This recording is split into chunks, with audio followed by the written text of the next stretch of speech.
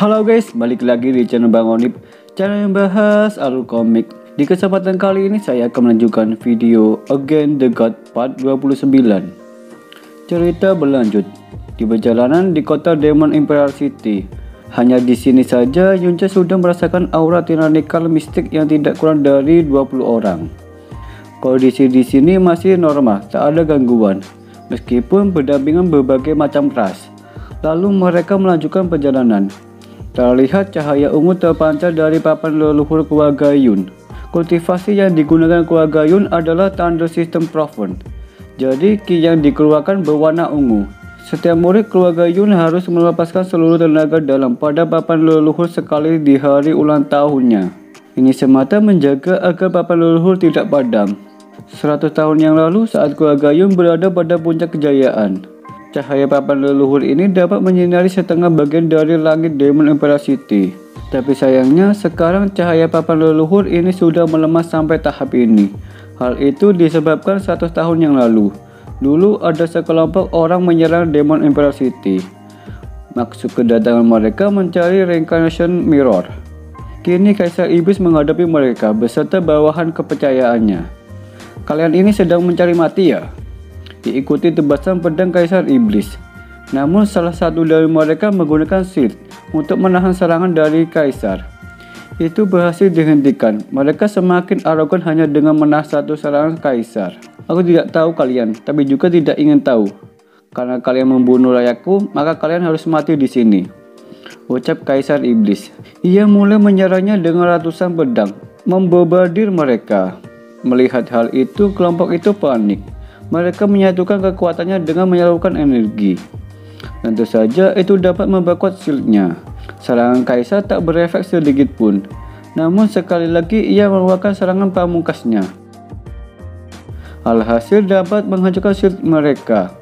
Tak ada yang bisa mereka lakukan melihat shieldnya hancur. Mereka kabur dari sini. Kaisar Iblis tak membiarkannya begitu saja. Dia mengejarnya. Bawahan kepercayaannya yang sedari tadi hanya menonton saja kini ikut mengejar. Setengah jam kemudian, dalam pelarian kini terlihat Termination Array. Disinyalir pintu masuknya kelompok ini. Di sini mereka membuat rencana jahatnya. Lalu mereka berpencar membagi tugas masing-masing. Tak lama berselang Kaisar Iblis sampai. Oh, ternyata kau menungguku. Kau pikir hanya dengan dirimu saja bisa mengalahkanku, ucap Kaisar Iblis. Cukup lama juga ya menunggumu di sini. Penjahat itu mengeluarkan segel Zentian berbentuk naga. Penjahat ini yang masih saja mengoceh, tanpa pikir panjang Kaisar menebasnya. Namun serangannya masih meleset hanya mengenai topinya. Keputusan Kaisar masih sama membunuhnya di tempat. Tak ada yang perlu dibicarakan lagi, penjahat itu melempar segel Zentian ke atas. Tiba-tiba segel tersebut di atas kepala Kaisar yang akan menghantamnya. Untungnya Kaisar Iblis bisa menghindari. Kemanapun Kaisar bergerak, segel Zentian mengejarnya. Namun Kaisar Iblis dapat menebasnya menjadi dua bagian, membuat penjahat itu menerima dampaknya. Ia berlutut di hadapan Kaisar. Saat ini nyawanya ada di tangan Kaisar. Kaisar Iblis yang sedang melontarkan pertanyaan, dengan diam-diam penjahat itu memanfaatkan darahnya yang bercucuran. Dia mengeluarkan tekniknya bernama Blood Shadow Escape, yang nampak hilang dari pandangan kita. Kaisar Iblis sangat murka. Tiba-tiba tanah yang dipijaki Kaisar Iblis bergetar. Disusul kemunculan area teleportasi yang mengelilinginya. Setelah itu Kaisar Iblis tewas. Sementara Yun Changhai kembali ke kota dan memimpin 12 kota untuk melakukan penyelamatan. Tapi sejak itu Yun Changhai dan lainnya tak pernah kembali. Karena atas kejadian tersebut membuat kekuatan keluarga Yun menurun pesat. Jika bukan hubungan Yun Changhai antara Kaisar Iblis sangat mendalam, sudah pasti keluarga Yun diusir dari 12 penjaga. Semasa hidupnya, sang Kaisar Iblis sangat loyal kepada bawahannya. Bahkan ia memberikan gelar Demon King pada Yun Changhai. Tak hanya itu saja, Demon Imperial Shield dan Reincarnation Mirror diberikan secara khusus oleh Kaisar Iblis. Yun Changhai sangat fokus menyelamatkan Kaisar Iblis, sehingga dia tidak pikir panjang dan membawa benda-benda itu dengannya. Karena hal itu, Demon Imperial City kehilangan benda berharga. Jika yang hilang Reincarnation Mirror itu tidak masalah. Sampai saat ini tidak ada yang tahu akan kegunaannya. Tapi berbeda dengan tidak adanya Demon Imperial Shield, pewaris tahta baru tidak dapat dianggap sebagai Demon Imperial yang sesungguhnya. Jadi keluarga Yun mendapat hukuman dengan hanya mendapatkan setengah sumber daya yang diberikan. Karena hanya Demon Emperor Seal yang dapat membuka Golden Crow Holy Land. Jika memasuki tanah suci, bakal mendapatkan Golden Crow World Burning Record. Yunce teringat perkataan Dewa Phoenix. Kalau kalian lupa, bisa kalian tonton lagi di part 10. Bahwa di dunia ini ada 3 World Burning Heaven Book. Ternyata salah satunya ada di sini. Karena Yunce yang memegang Demon Imperial Seal, ia sudah membayangkan akan ada hal yang bagus di sana. Yang mengetahui hal ini hanya Jasmine seorang. Sedikit info 7 harta surgawi. Saat ini Yunce hanya memegang 2, yaitu Sacred Chamber dan Recarnation Mirror. Dan untuk benua yang Yunce pijaki saat ini Illusory Demon Roll. Benua yang dulu Yunce tinggali bernama Province Sakai Continent. Kembali ke cerita. Yunce yang masih kegirangan akan hal yang menarik di sana, Yuncio menegurnya. Apa yang sedang kau pikirkan? Namun Yunce mengelak, itu bukan apa-apa. Tak terasa mereka sudah sampai di gerbang keluarga Yun. Di sini Yunce jatuhnya berdegup kencang. Ia tak menyangka akan bertemu orang tua kandungnya. Saat sudah masuk, mereka sudah disambut oleh seorang pemuda bernama Yun Hao. Dengan arogan dia menarik baju Yun Xiao. Yunce yang sudah kesal dengan bocah angkuh ini, ia akan memberikan pelajaran secara diam-diam. Namun secara tiba-tiba muncul pedang yang memisahkan mereka. Itu pedang dari Yun Xin Yue, orang terkuat di era keluarga Yun. Karena kekuatannya berada di Tyrannical Mystic tingkat 4. Kedatangannya memisahkan mereka. Bahkan ia memarahi Yun Hao atas penindasan yang dilakukan terhadap tuan mudanya. Jika Xin Yue melihat kejadian itu lagi, ia tidak akan mengampuni. Yun Hao yang takut pada Xin Yue, ia meminta maaf dan mengaku kesalahannya. Yun Xiao berterima kasih kepada Xin Yue atas bantuannya. Setelah itu beranjak pergi. Di saat akan pergi, Yunce merasakan aura membunuh. Namun Yunce tak mempedulikannya. Ia berjalan mengikuti Yun Xiao. Sesampainya di sana, mereka berdua mendengar pembicaraan seseorang di dalam ruangan. Di dalam diperlihatkan seorang wanita sedang sedih. Wanita ini bernama Mu Yun Rao, ibu kandung dari Yunce. Dan satunya lagi Mu Yubai, kakak Mu Yun Rao. Dari apa yang kita dengar, Yun Qihong tidak bisa ditolong lagi. Tidak peduli apapun caranya. Meridiannya hampir habis. Vitanya juga semakin melemah. Itu disebabkan oleh racun di dalam tubuhnya. Oh iya, orang ini bernama King Hong. Mendengar hal tersebut, Yuncio tak bisa menahan diri. Ia langsung mendobrak pintu menghampiri ayahnya. Yuncio berkata, "Ayah, ini semua karena aku tidak berguna. Jika saja aku bisa lebih berusaha dan kekuatanku lebih kuat, penawar racun ini pasti dari awal sudah kutemukan." Sebelumnya Yuncio dan Kiki keluar mencari bahan obat, namun yang mereka temui pembunuh bayaran. Tidak disangka pertemuan pertama Yunce dalam situasi seperti ini. Yunce yang tak mau kehilangan anggota keluarganya kembali, ia bertekad menyembuhkannya apapun caranya. Ia meminta izin memeriksanya dulu. Meski Yura mempersilahkan, tapi Yubei menentangnya. Karena Yuncio membawa orang sembarangan yang tak tahu latar belakangnya. Kalau begitu, apa kau punya cara untuk menyelamatkan Patriark Yun? Ucap Yunce. Yubei terdiam tak berkutik. Kemudian Yunce memeriksa keadaan King Hong. Racun yang terkandung dalam tubuh King Hong berasal dari Sun Moon Devil Hall. Karena Yunce saja yang mengetahui racun tersebut, Yubei menyerahkan semuanya kepada Yunce. Lalu mereka semua beranjak pergi kecuali Yunce. Di sini Yunce mengeluarkan Sacred Potion Pot. Selama proses pengobatan terlihat dari luar cahaya hijau bersinar terang. Mereka yang sedang menunggu proses pengobatan terlihat khawatir akan hal buruk terjadi. Di waktu bersamaan kita berpindah. Nampak Xin Yue menghadap ayahnya, bernama Yun Waitian. Ayahnya memperingatkan Xin Yue, untuk sekarang jangan ada membuat masalah baru. Lebih baik menjaga sikapnya. Sebelum persaingan posisi klan dimulai, ayahnya paham betul Yun Qihong akan skill dan kekuatannya sangatlah kuat di benua Illusory Demon Roll. Meski Yun Qihong dan istrinya pernah pergi ke Province Sakai Continent untuk mencari ayahnya bernama Yun Cahai. Di sana mereka menderita kerugian besar. Pada akhirnya mereka bisa kembali dengan selamat. Dalam 2 bulan ke depan, ia berniat menjatuhkan posisi Yun Qihong secara terang-terangan. Xin berpindah lagi. Sudah 3 hari ini mereka masih menunggu, namun belum ada titik terang akan hasilnya. Seketika Yunce muncul dengan wajah kelelahan di hadapan mereka. Lalu Yunce mempersiapkan masuk mereka. Yubai mencoba memeriksa. Betapa terkejutnya Yubai dibuatnya.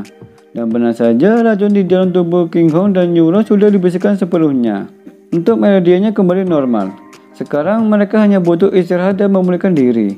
Yubai merasa berhutang budi atas apa yang dilakukan Yunce. Ia memberi hormat kepadanya. Namun Yunce tak bisa menerima itu. Ini semua sudah sepantasnya ia lakukan. Ia mengangkat tubuh Yubai. Ayah, ibu, putramu sudah kembali. Aku tidak akan membiarkan kalian tersakiti, ucap dalam hati Yunce. Setelah itu Yunce tak kuat berdiri dan pingsan. Singkat cerita, 2 hari kemudian, Yunce terbangun dari pingsannya. Lalu terdengar suara memanggilnya. Ia membuka pintu dan ternyata Yunro. Kedatangannya membawakan sebuah sup untuk dimakan Yunce. Karena dirasa Yunce masih membutuhkan pemulihan diri. Ia menyuruhnya berbaring saja. Dia akan merawatnya. Setiap kali Yunce berbicara dengan Yunro, dia hampir keceplosan memanggil dengan sebutan ibu. Perlakuan Yunro terhadap Yunce tak biasa. Terlihat dari sup yang dibuat khusus untuk Yunce dan menyuapinya. Yunro menganggap Yunce sudah seperti anaknya sendiri. Memang benar ya, perasaan perempuan lebih kuat seperti ada tali terikat. Dengan perhatian tulus yang diberikan kepada Yunce, ia terlena tak sadar berlinang air mata. Setelah selesai memakan, Yunro pun pergi. Terlihat Yunce yang sedang berbaring begitu bahagianya. Baru pertama kali mendapat kasih sayang seorang ibu. Sekarang ini Yunce sudah bersiap akan pergi. Membeli obat herbal bersama Yun Xiao. Tak berselang lama mereka sudah membeli obat herbal dan keperluannya. Kini mereka sedang di perjalanan pulang. Tiba-tiba, "Hai tuan muda, kau menghabiskan uang keluarga Yun kita demi membejakan peliharaanmu. Apakah sudah meminta persetujuan kami?" Ya, itu Yun Hao dan pengawalnya. Yun Hao terus saja memprovokasi Yun Xiao. Yunce yang mendengar hal tersebut dibuat geram. Alhasil ia maju. "Yun Xiao, lihatlah baik-baik. Aku akan mengajarkan padamu apa yang harus dilakukan saat bertemu orang bodoh." Begitu cepatnya, Yunce sudah berada di belakang merangkul mereka. Mereka tak siap akan serangan dadakan dari Yunce. Alhasil pengawal tersebut dihajar habis-habisan. Selanjutnya kepala Yun Hao dihantamkan ke tanah. Hanya dengan tangan kosong saja membuat mereka tak berdaya, tanpa perlawanan sedikit pun. Setelah kejadian tersebut, Yunce dan Yun Xiao pergi melanjutkan perjalanan. Tak butuh waktu lama, mereka sudah sampai. Secara pribadi, Yunce ingin menemui King Hong, memberikan obat yang baru ia beli. Ternyata kedatangannya sudah ditunggu King Hong dan Yunro. "Apa kau sang penyelamat?" ucap King Hong. Itu membuat Yunce merenung. "Penyelamat? Aku adalah anak kalian. Maafkan putramu tak bisa mengatakan sebenarnya. Untuk sekarang ini aku menyembunyikan identitasku." Di saat berbincang, King Hong batuk, membuat mereka cemas akan hal itu. Yunce kemudian memeriksa denyut nadinya. Di dalam hati King Hong ada ki yang tertahan begitu dalam, disebabkan oleh kondisi tubuhnya lebih buruk. Sehingga King Hong membuka pembicaraan. Jika rumor tentang Yun Xiao berasal dari sekian kontinen memang benar. 25 tahun yang lalu, mereka berdua pergi ke provinsi sekian kontinen demi menyelamatkan ayahnya. Informasi yang mereka peroleh, ayahnya dikurung di tempat Heavenly Sword Villa. Siapa sangka itu jebakan. Ternyata semua ini adalah berita yang sengaja mereka sebarkan dengan tujuan untuk memancing King Hong dan Yuro agar pergi ke sana. Jadi saat itu mereka berdua melawan. Bukan hanya orang dari Heavenly Sword Villa, tapi juga banyak orang kuat seferet mistik. Berasal dari 4 tanah suci yang agung, yaitu ada di bawah ini. Frozen Cloud Asgard, Divine Phoenix, Absolute Monarchs, dan yang terakhir Supreme Ocean Palace. Setelah bertarung mati-matian hingga terluka parah, mereka kabur dari situ. Mereka berdua tidak punya waktu untuk mencari tahu keberadaan ayahnya. Di saat itulah mereka terkena racun yang telah menyusahkan selama lebih 20 tahun. Selama mengobati luka, ia bertemu Xiao Ying yang menganggap saudara terbaiknya. Dengan menerima perlindungan, bersembunyi di Floating Cloud City. Kemudian mereka mendapat seorang anak. Demi merebut kekuatan Proven Handle-nya, orang-orang itu ingin membunuhnya. Agar tak merebutkan Xiao Ying, mereka pergi dari sana. Xiao Ying tahu situasinya tidak bagus, tapi dia justru menukarkan anaknya secara diam-diam untuk menyelamatkan keturunan King Hong dan Yunro. Dengan begitu mereka dapat kembali setelah melalui banyak kesulitan. Mengingat kejadian yang lalu, Nona Yunro bersedih. Ia mengira mungkin saja anaknya tidak tahu bahwa orang tua kandungnya ada di sini sedang merindukannya dan berpikir aneh-aneh tentang anaknya. Setelah mengobrol sampai larut malam, barulah Yunce mohon undur diri pada Ki-hon dan istrinya. Dan obrolan inilah yang membuat kemarahan dalam hati Yunce hilang, sehingga dia merasa sangat lega. Tapi Jasmine cukup kesal dengan sikap Yunce karena tidak mengatakan identitas sebenarnya. Yunce membulatkan tekadnya. Semua penderitaan yang dialami orang tuanya, kecurigaan, kebencian, celaan, hinaan mereka alami selama ini tidak boleh sia-sia. Siapa saja yang berani mengganggu keluargaku akan kubuat mereka merasakannya. Puluhan kali lipat, ratusan kali lipat, bahkan ribuan kali lipat. Lalu kita diperlihatkan seseorang Lord of the World yang dipanggil ayah oleh Jasmine. Sekarang Yunce berada di kamarnya. Ia sedang memikirkan jika bertemu dengan sopir mistik, jalan satu-satunya lari. Ngomong-ngomong tentang lari, ia teringat akan buku Extreme Miracle Lightning yang diberikan oleh Hua Minghai. Langsung saja Yunce mengeluarkan Frozen End Illusory Mirror. Dengan begitu tak ada yang perlu dikhawatirkan. Dengan membuka buku, ia merasakan warisan mendalam. Tak mau membuang kesempatan, Yunce menyerapnya. Keesokan baginya, hanya semalam Yunce sudah memahami tanda shadow pertama. Skill ini bisa menyembunyikan aura. Tak ada waktu untuk bersantai lagi, Yunce melanjutkan berlatih pedang, memanggil Hong-er menjadi pedang. Namun Hong-er tidak pernah digunakan sama sekali, membuatnya bermalas-malasan. Akan tetapi Yunce yang sedang bersemangat tetap memaksanya. Sekarang keselarasan gerakan mengayunkan pedang sudah stabil. Dan berakhir sudah video kali ini. Kita tunggu aja video selanjutnya. Stay tune di channel Bang Oni. Bye bye.